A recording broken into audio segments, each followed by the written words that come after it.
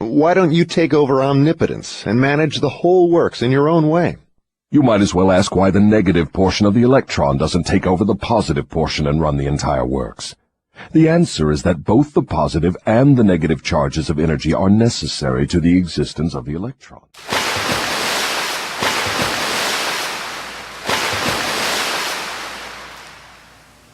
Welcome back to River Queen Conjure, Oshun Ajay Exclusive, and No Narc Network TV. I am the Oracle, Oshun Ajay. This is lesson 20, you guys, of Dissecting the Devil. Unfortunately, for those who only watch on YouTube, this will be the last class presented on YouTube. If you wish to partake in the remainder of the Dissecting the Devil lessons, click the link in the description and join the No Narc Network on Oshun Ajay Exclusive or on BadassWitch Exclusive. Okay? I am not going to hold you up, my people. This is lesson 20. Let's get it. One is balanced equally against the other, stalemated as it were. So it is with what you call omnipotence and I. We represent the positive and the negative forces of the entire system of universes, and we are equally balanced one against the other. And just like the yin and yang, the divine feminine and masculine sides of the twin flame union are also equally balanced. If this power of balance were shifted the slightest degree, the whole system of universes would become quickly reduced to a mass of inert matter. Now you know why I cannot take over the whole show and run it my way. If what you say is true, you have exactly the same power as omnipotence. Is that true? That is correct. My opposition, you call it omnipotence, expresses itself through the forces which you call good, the positive forces of nature.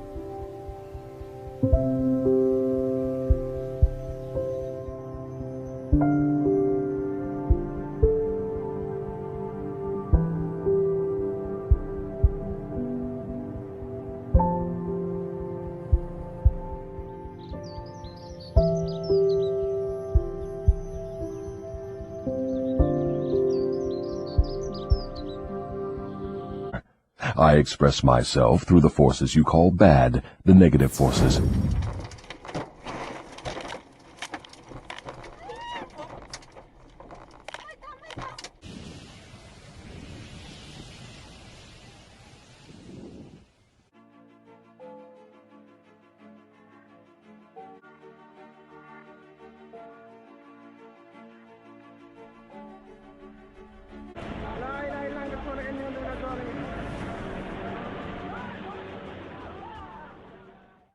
Both good and bad are coincidental with existence.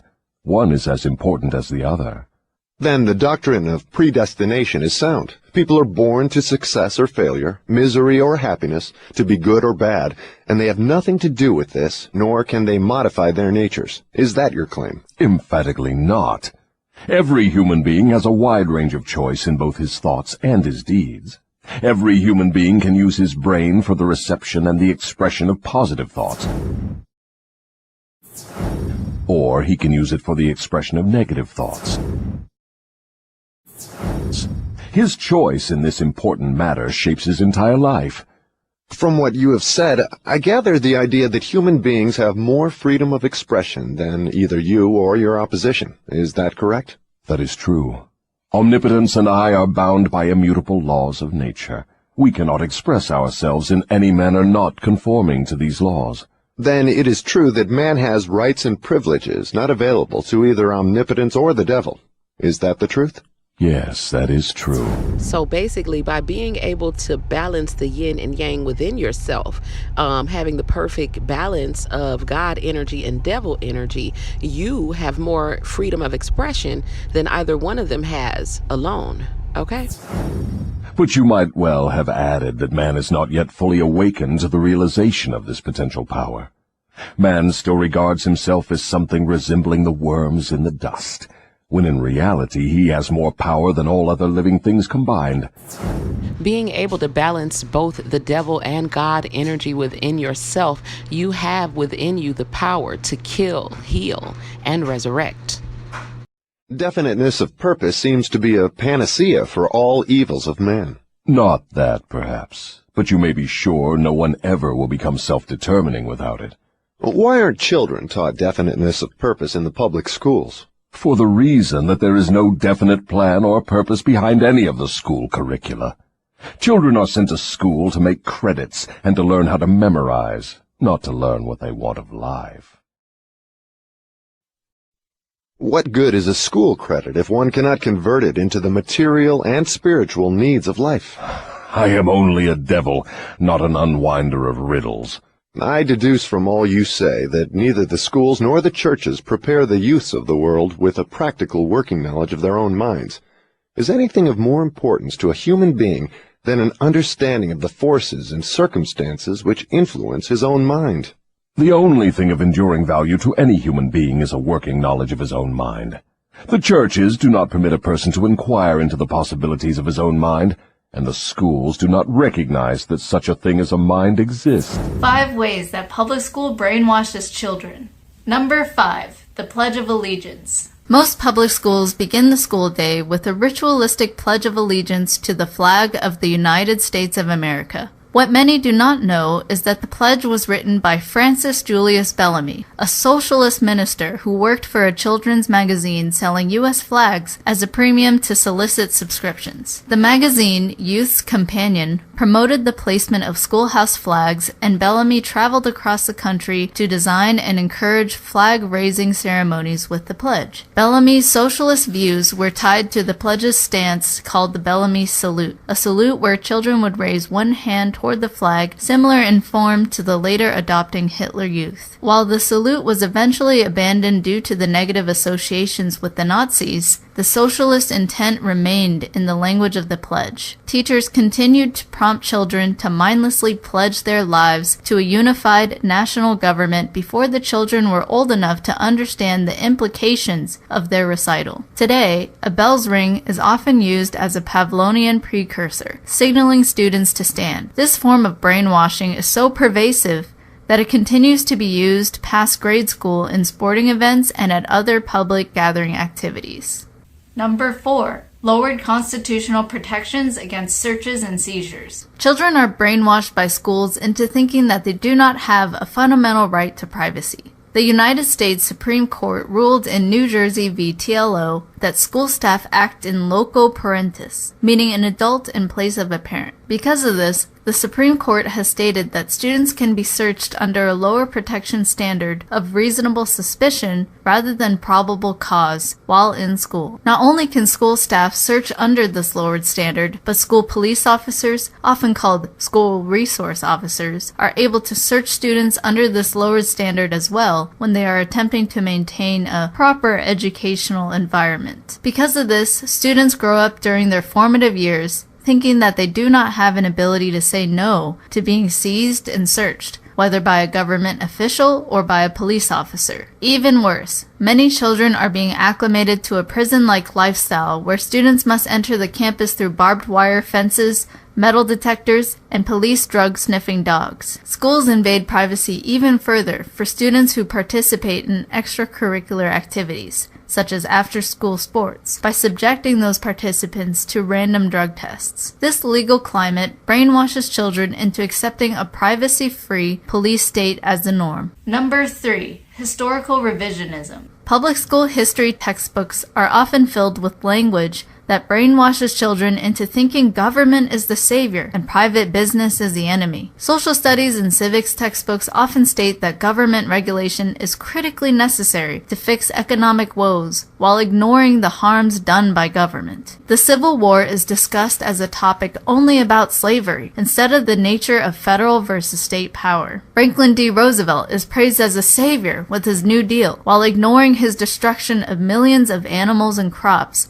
as he grabbed control of private economy. Military intervention in other countries is viewed as an honorable duty, while ignoring the millions of innocent people dead due to second and third world destabilization. Social contract theory is taught to students as an absolute truth before students can even enter into contracts themselves. Anarchy is labeled as disordered violence, and democracy as ordered virtue. According to the nation's report card, produced by the National Assessment of Educational Progress, only 12% of high school seniors are at or above proficiency in history. This should be no surprise, as American social studies courses have less to do with meaningful historical knowledge and more to do with government brainwashing for politically expedient ends. Number 2. Character training. Many schools offer a type of character training program called School-Wide Positive Behavior Supports to brainwash children into obedience. Schools will often put up character posters and guidelines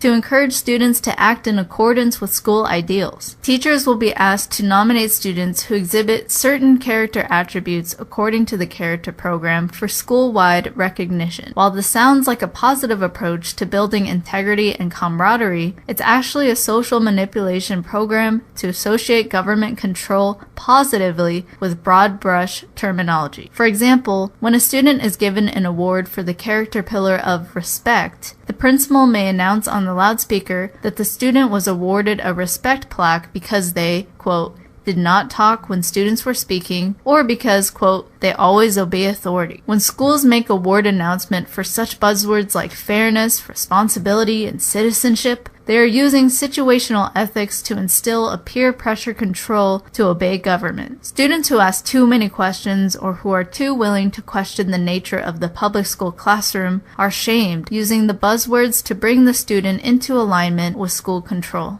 Meaningful ethical discourse based on principles is disregarded in favor of situational ethics favoring government authority. Number 1. Classroom behavior management plans. Teachers actively brainwash their classrooms into obedience using a variety of tactics. During the first weeks of school, teachers carefully arrange seating and resource layout for optimal social control over students. Rules are placed for students to see, and teachers go over those rules to establish when teachers will threaten students with punishment. Teachers monitor students for adherence to the classroom procedures, called with-itness, and will respond swiftly to curtail any behavior that is not in line with the teacher's goals. This monitoring and immediate response to off-task behavior is to instill in children the idea that they are always being watched and controlled. Teachers methodically manipulate students, from using positive reinforcement such as verbal praise or treats to reward compliant behavior, to negative reinforcement with shushing and yelling, to using threats of punishment for non-compliant behavior like notes home and detention slips. Teachers often will use emotional manipulation with students to get desired behavior through tone of voice, choice of engagement or non-engagement in calling on students, and through gentle touches of support such as high fives and pats on the back. While at first this may seem like harmless guidance, this classroom management system denies the emotional and intellectual development of a child.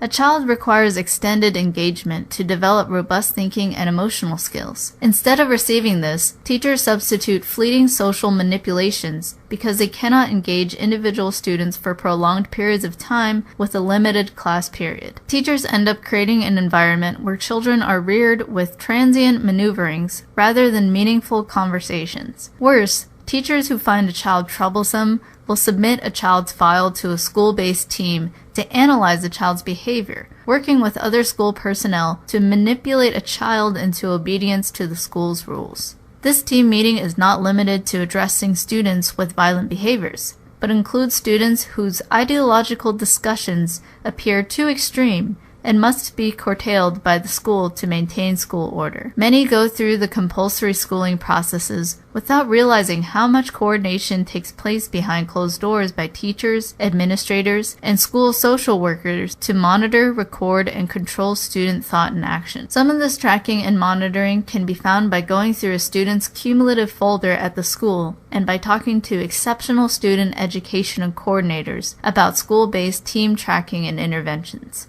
You may be shocked at what you discover. Aren't you a little hard on the schools and the churches?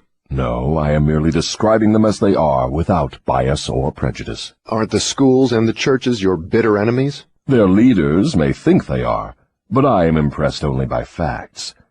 The truth is this, if you must know it. The churches are my most helpful allies, and the schools run the churches a close second.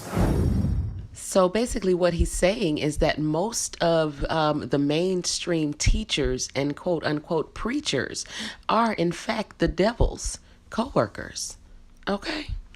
On what specific or general grounds do you make this claim? On the grounds that both the churches and the schools help me to convert people to the habit of drifting. Do you realize that your charge is substantially a sweeping indictment of the two institutions of major importance which have been responsible for civilization in its present form? Do I realize it? Man alive, I gloat over it. If the schools and churches had taught people how to think for themselves, where would I be now? If the schools and churches had taught people how to think for themselves, the quote-unquote devil would be under the foot of the children of the Most High. Okay? This confession of yours will disillusion millions of people whose only hope for salvation is in their churches. Isn't that a cruel thing to do to them? Wouldn't most people be better off living in the bliss of ignorance than to know the truth about you? What do you mean by the term salvation? From what are people being saved? The only form of enduring salvation that is worth a green fig to any human being is that which comes from recognition of the power of his own mind.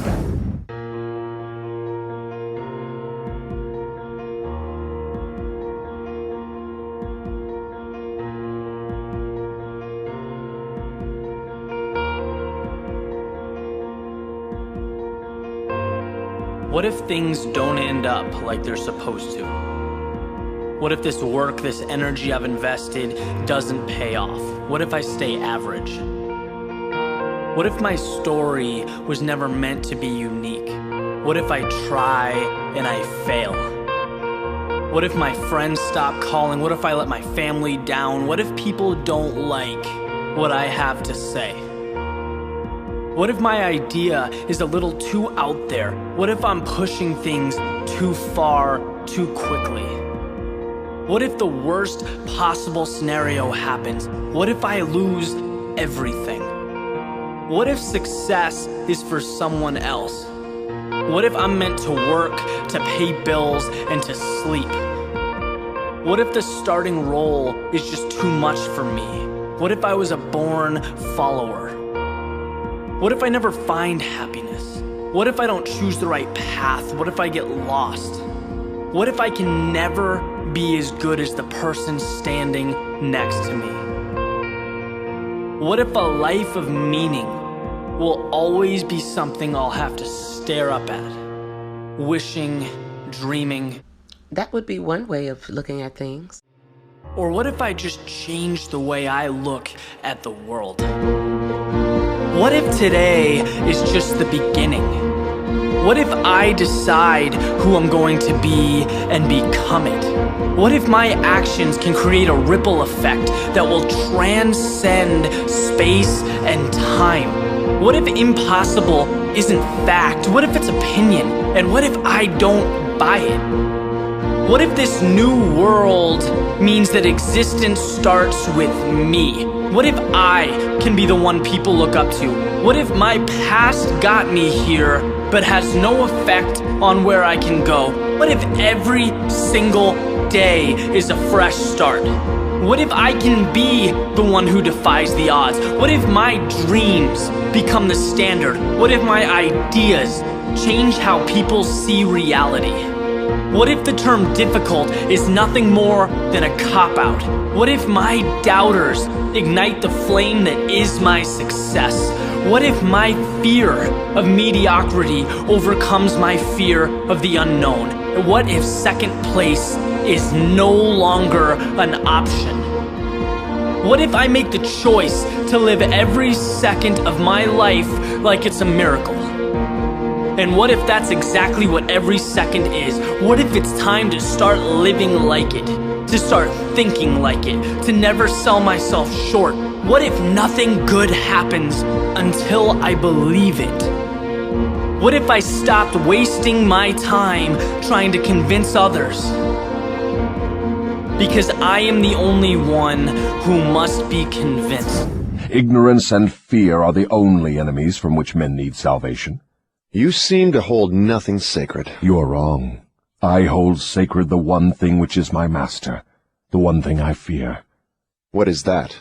The power of independent thought backed by definiteness of purpose. Then you do not have many people to fear. Only 2 out of every 100 to be exact. I control all others. Meaning that about 98% of the world is demon-possessed or quote-unquote narcissistic in nature. Okay? Let's give the churches a rest and get back to the public schools. Your confession has shown clearly that you thrive and perpetuate yourself from one generation to another by the clever trick of taking over the minds of children before they have the chance to learn how to use their minds. I wish to know what is wrong with a public school system that permits the devil to control so many people. I wish to know also what can be done to the established system of teaching that will ensure all children the opportunity to learn, first, that they have minds, and second, how to use those minds to bring spiritual and economic freedom. I am putting the question to you definitely enough, and since you have stressed the importance of definiteness of purpose, I am here and now putting you on notice that your answer to my question must be definite. Wait a moment while I catch my breath. You have given me quite an order. It seems strange that you would come to the devil to learn how to live. I should think you would go to my opposition. Why don't you? Your Majesty, it is you who are on trial here, not I. I want the truth, and I am not particular as to the source from which I get it. There is something radically wrong with the system of education that has given us a balance sheet with life that shows us hopelessly in the red and groping for the road to self-determination as if we were so many animals lost in the jungle. I want to know 2 things about this system. First, what is the major weakness of the system? Second, how can this weakness be eliminated? The floor is yours again. Please, stick to the question and stop trying to decoy me into the discussion of deep abstract subjects. That's definite, is it not? You leave me no choice but that of direct answer. To begin with, the public school system approaches the subject of education from the wrong angle. The school system endeavors to teach children to memorize facts instead of teaching them how to use their own minds. In other words, the schools teach you to use your memory center to remember and hold a bunch of mostly useless facts rather than teaching you to use your imagination to create worlds and realities. Okay? Is that all that is wrong with the system? Oh no, that is only the beginning. Another major weakness of the school system is that it does not establish in the minds of children either the importance of definiteness of purpose, or make any attempt to teach youths how to be definite about anything. The major object of all schooling is to force the students to cram their memories with facts, instead of teaching them how to organize and make practical use of facts. This cramming system centers the attention of students on the accumulation of credits, but overlooks the important question of how to use knowledge in the practical affairs of life. This system turns out graduates whose names are inscribed upon parchment certificates, but whose minds are empty of self-determination. So most drifters graduate from college being quote-unquote well-learned, but they don't have any common sense. Okay? The school system got off to a bad start at the beginning. The schools began as institutions of higher learning, operated entirely for the select few whose wealth and family entitled them to education. Thus, the entire school system was evolved by beginning at the top and working back down to the bottom.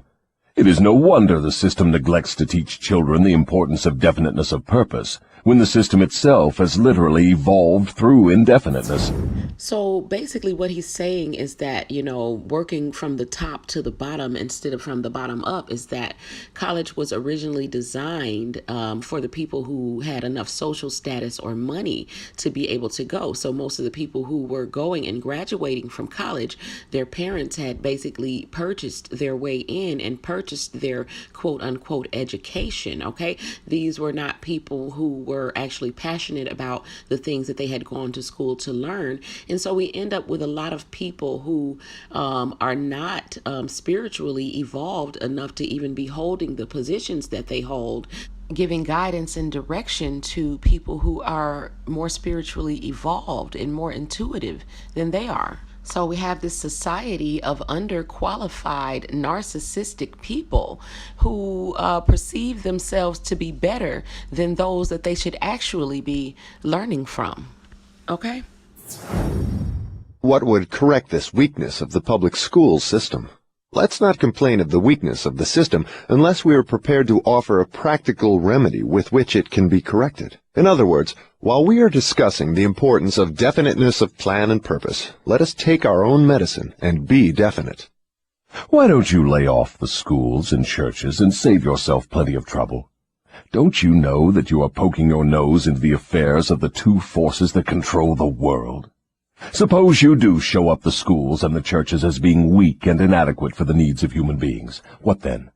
With what are you going to replace these two institutions? Stop trying to evade my questions by the old trick of asking a counter-question. I do not propose to replace the schools and churches, but I do propose to find out, if I can, how these organized forces can be modified so that they will serve people instead of keeping them in ignorance. Go ahead now and give me a detailed catalog of all the changes in the public school system which would improve it. So you want the entire catalog, do you? Do you want the suggested changes in the order of their importance? Describe the changes needed, just as they come to you. You are forcing me to commit an act of treason against myself. But here it is. Reverse the present system by giving children the privilege of leading in their schoolwork instead of following orthodox rules designed only to impart abstract knowledge. Let instructors serve as students, and let the students serve as instructors. As far as possible, organize all schoolwork into definite methods through which the student can learn by doing, and direct the classwork so that every student engages in some form of practical labor connected with the daily problems of life. Ideas are the beginning of all human achievement. Teach all students how to recognize practical ideas that may be of benefit in helping them acquire whatever they demand of life.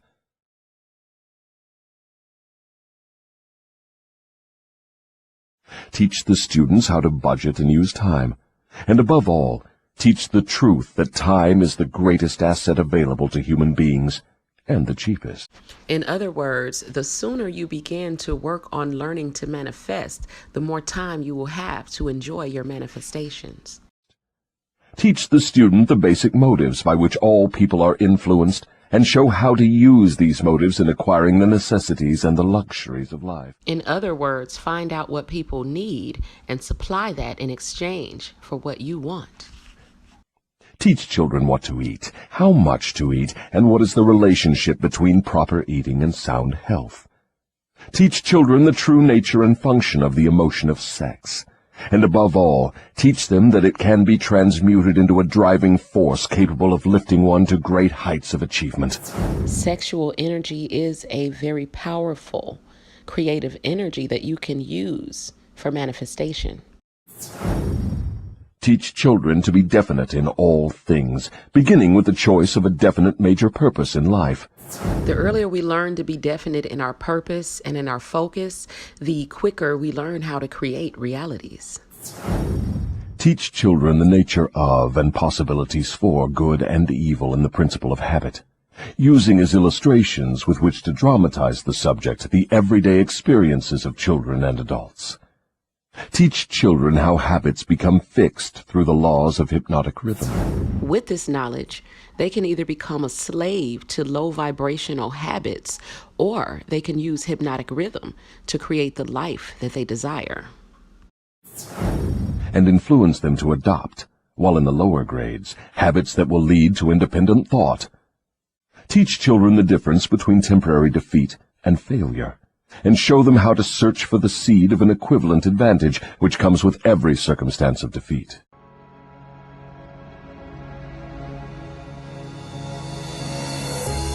After being cut from his high school basketball team, he went home, locked himself in his room, and cried.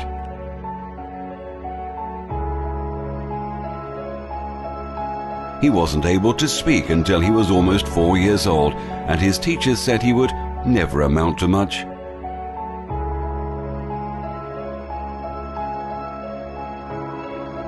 Was demoted from her job as a news anchor because she wasn't fit for television.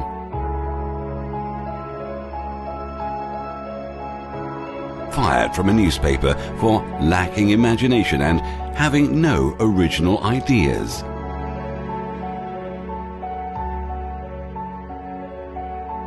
At age 11, he was cut from his team after being diagnosed with a growth hormone deficiency, which made him smaller in stature than most kids his age.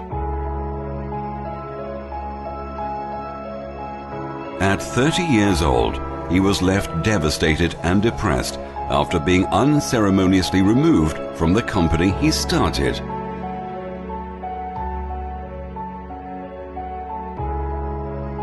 A high school dropout whose personal struggles with drugs and poverty culminated in an unsuccessful suicide attempt.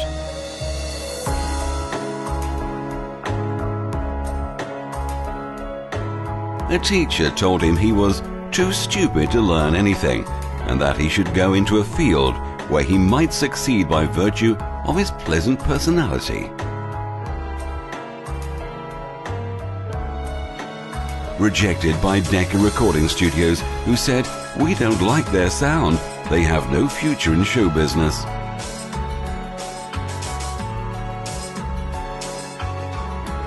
His first book was rejected by 27 publishers.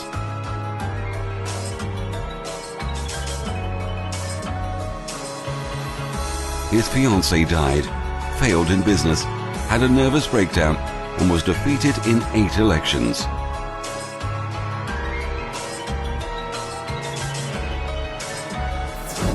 In other words, guys, if you don't look at your failures as a defeat and you continue persevering, you'll find that within each defeat are the seedlings of a future success. Okay? Teach children to express their own thoughts fearlessly and to accept or reject at will all ideas of others, reserving to themselves always the privilege of relying upon their own judgment. In doing so, you are teaching the youth to rely upon their own innate knowing or quote-unquote intuition. Teach children to reach decisions promptly and to change them, if at all, slowly and with reluctance, and never without a definite reason. In other words, once you've made up your mind about something or you have a vision in mind, stick to that vision until it manifests, so you cannot keep changing your mind, okay? And if you do decide to change your mind, understand that you are changing your manifestation, and now the universe has to work to reconfigure the new creation, okay? So it's all about being definite in your purpose long enough to receive what it is that you want, okay? Teach children that the human brain is the instrument with which one receives from the great storehouse of nature. Teach them to pay close attention to all new ideas, urges, and impulses, as well as to use their imagination to create a new positive reality. They're creating with their minds anyway. They just don't know it. The energy which is specialized into definite thoughts. That the brain does not think, but serves as an instrument for the interpretation of stimuli which cause thought. Teach children the value of harmony in their own minds, and that this is attainable only through self-control. Don't. Zach now screams at his mum and pushes his little sister. And on top of it all, are you kidding me? He didn't want the ball. So this little boy is being violently aggressive towards his mother and his sister, having a tantrum because he wants something. And instead of ignoring or punishing this behavior, his mother reinforces the behavior by giving him the thing that he was having a tantrum about. Pay very close attention, parents and grandparents, because this is how narcissists are created. Okay? I feel like that wasn't a big deal. Just give him the whole container and he'll stop screaming. So he's learning by way of positive reinforcement from his mother for this unacceptable behavior that if he terrorizes people or throws a tantrum, it will essentially get him what he wants. Sound familiar? This is classic textbook narcissistic behavior, and this is how the diabolical narcissist is created. He will punch and kick if he wants something himself. Stop! Stop! Right now! I don't know what to do with that. I mean, generally, as a rule of thumb, he knows to behave aggressive in order to get what he wants. But then 5 minutes later, he'll come up to you, you know, with his thumb in his blanket and curl up on your lap. This is how the narcissist learns emotional manipulation, and this is how they come to believe that they don't owe anyone an apology for their behavior. They only need to calm down and everything will return to normal. Because, of course, the entire world revolves around them, and this is what they have learned, mostly from their mothers, who represent in large majority the distorted and not the divine feminine. Yeah. And so that's why I have a hard time disciplining him. It just breaks my heart to see him upset, and if I yell at him, it upsets him. So it breaks her heart to see him upset, okay? And so she doesn't discipline him. And this is how the narcissist learns emotional manipulation, okay? So he knows that all he has to do is act upset whenever she attempts to discipline him in order to prevent it from happening. Sound familiar? Also, because the divine or distorted feminine is not balanced, okay, with her yin and yang, male and female energies, she tends to be the over-emotional and over-accommodating type that is not properly incorporating the male energies of common sense and logic that says that, you know, your children need discipline and they need to be taught to have compassion for other people in order to be a well-rounded person. Instead, these mothers just accommodate every want of the child. And so the child grows up believing that this is what the world is supposed to do for them. And so a narcissist is born. Okay? Teach children the nature and the value of self-control.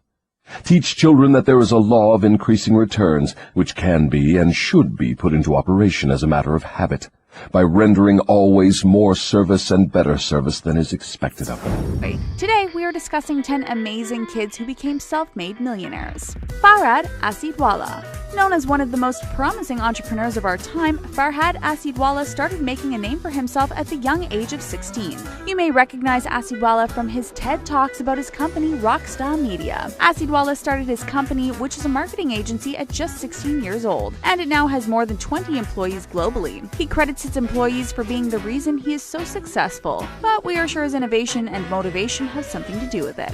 Harvey Millington. With some quick thinking and smart investments, 14-year-old Harvey Millington was able to make himself a millionaire. He was gifted $2,000 from his father and used it to invest in a car tax disc company he started. The company ended up making a $100,000 profit, and with that money, the teen invested $40,000 in a plot of land near his parents' home. Not long after his land purchase, land developers offered Millington $2 million for the land. He realized this deal was too good to pass up and accepted the $2 million offer, and is now one of the UK's youngest self-made millionaires. Isabella Barrett. She may be the youngest millionaire on this list, but that only means she has even more time to make millions. Isabella Barrett is a 9-year-old ex-Toddlers and Tiaras star, and she's already worth millions. The young ex-pageant queen has millions of online followers and is considered a successful businesswoman in her own right. Barrett has been able to use her social media influence to start 2 fashion brands named Glitzy Girls and Bound by the Crown Couture. Not only did she help develop the brand, but she is also a stakeholder in both companies. She is now predicted to be as big as the Olsen twins were in the 90s. Nick Dalwazio. Nick Dalwazio had his mind set on making millions before he even reached puberty. By the age of 15, Dalwazio had already taught himself how to code and was developing apps during his summer break. He was able to cash in on his talents when he developed the app Trim It, which helps trim down lengthy new articles. A Japanese investor saw the potential of the app and gave Dalwazio $300,000 in venture capital to perfect it. They went on to sell the end product Sumly to Yahoo for $30 million.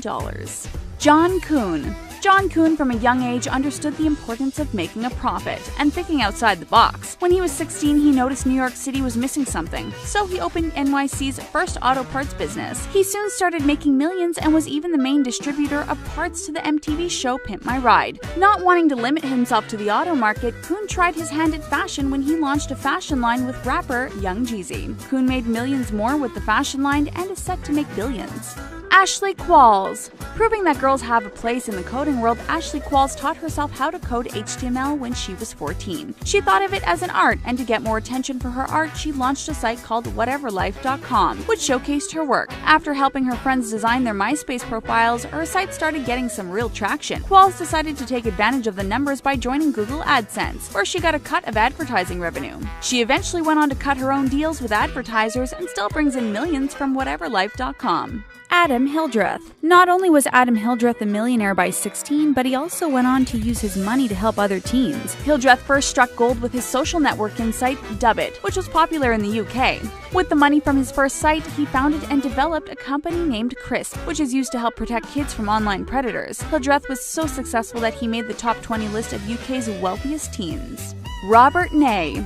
Robert Ney could have never predicted that he would earn his millions in the span of 2 weeks, and at the age of 14. After Ney developed and released a smartphone game called Bubble Ball, it made $2 million in just 2 short weeks. The game was so popular, it went on to have over 16 million downloads. After his success, Ney founded his company, Ney Games, where he still continues to develop new games and apps. This proves that even overnight successes still have to work hard to keep their millions.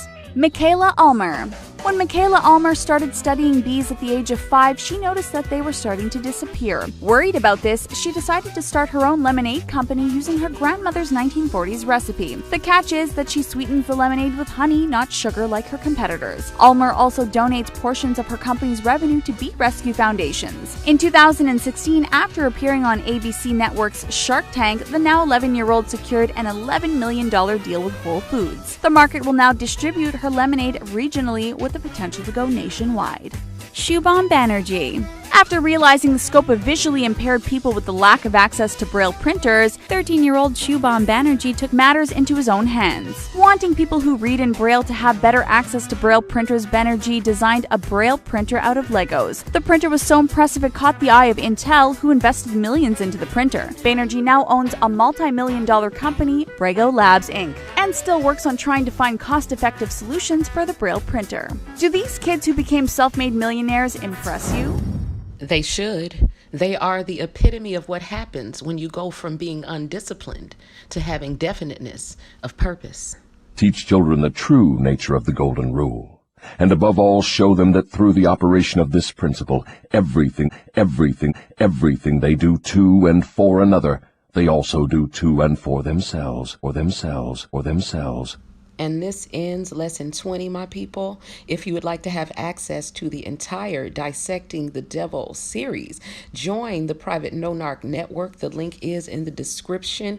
This will be the last class that I do premiere on YouTube, so the remainder of the classes will be made available only to the private No-Narc network on Oshun Ajay exclusive or BadassWitch exclusive. Both of those links are in the description box. If you wish to support the channel, the links to Cash App and PayPal are also in the description box. Until we meet again, my people, keep it classy, keep it clean, and do what you got to do to make shit happen. Peace.